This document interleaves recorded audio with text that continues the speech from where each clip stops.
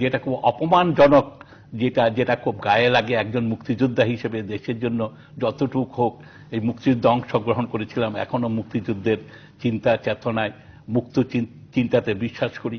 এটাই সবচেয়ে দুঃখজনক ঘটনা।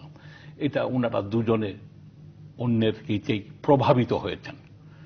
ওনাদের হুকুমে করেছেন কিনা জানি না, কিন্তু প্রভাবিত হয়েছেন। আজকেও যেটা কেন বাজারে কথা বলবে, আমাদের বাজারে কেন কথা বলবে যে প্রধানমন্ত্রীর অফিসে একটা রয়ের অফিস আছে, সত্য মিথ্যা আমি জানি না, কিন্তু কেন বা এই প্রশ্নটা আসবে? আজকে সরকারকেই বলতে হবে না, এইসবের কিছু নাই, আমাদের দেশ আমরাই চালাই, আমাদের দেশ আমরাই চালাই। কেনই বা আজকে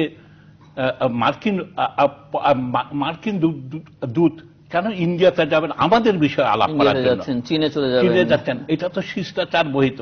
কিন্তু দুর্ভাগ্য হলো যে আমাদের ব্যবহার, নিজেদের ব্যবহার, আমরা নিজেদেরকে এমন একটা ছোট জায়গায় নিয়ে গেছি যে এইসব জিনিস হজম করতে হয়।